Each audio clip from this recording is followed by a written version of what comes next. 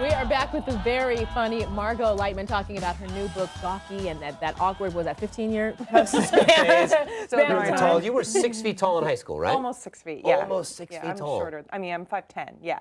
But with shoes, I mean, with these shoes on, I'm about 6 foot. You're today. You're Shaquille O'Neal tall. Right about that. Speaking of which, so did you get bugged to play like volleyball and basketball? Well, that's the thing. That everyone asks the tall girl, oh, are you, do you play basketball? No, I'm uncoordinated. Do you play volleyball? No.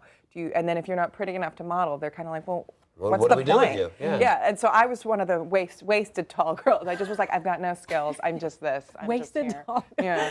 You've got a great sense of humor about it all, but there's a lot of people out there, a lot of kids especially, that aren't so savvy when it comes to knowing how to navigate those waters.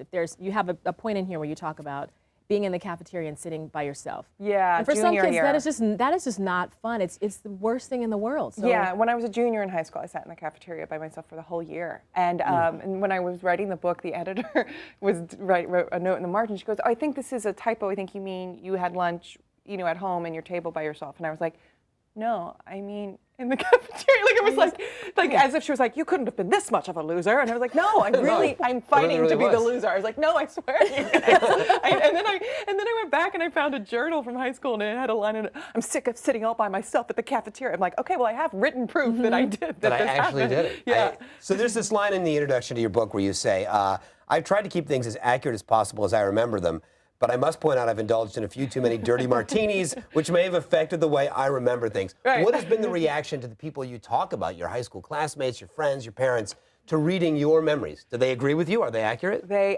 love it because it's all written for the laugh of it. So, my parents have read it, my brother read it, a lot of high school friends, a lot of the people that are the friends from these stories from the past. I've even mailed the book to a couple people that are major people in it.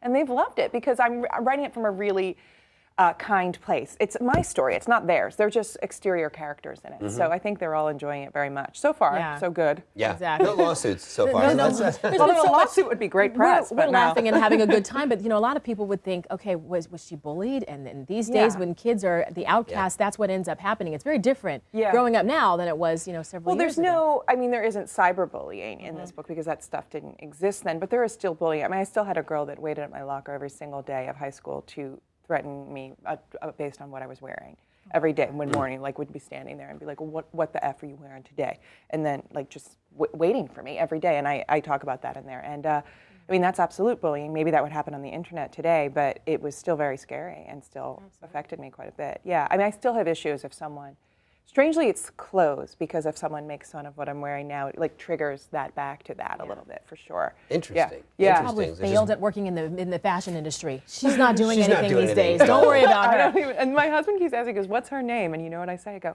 I don't remember. And it's Repressed. like, yeah, I actually don't remember her name. Not significant. Yeah. But now Conan O'Brien is a name that you definitely know. Yeah. Talk to us about working with him. Yeah, so I worked a lot on the show in New York when I lived here. I live in LA now, but when I was in New York, I was a regular sketch performer on the late night show. It was a lot of fun. I did a lot of characters and did crazy characters and reoccurring characters, and I had a great time. Yeah. With the book out and you're still doing stand-up, obviously, what would be next for you? What would be your goal?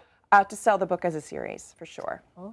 Yeah. Sort of a good coming-of-age story about an incredibly tall high school girl. A female wonder years set in the 90s. You get a copy of her book. It's called Gawky, Tales of an Extra Long Awkward Phase. A lot of fun.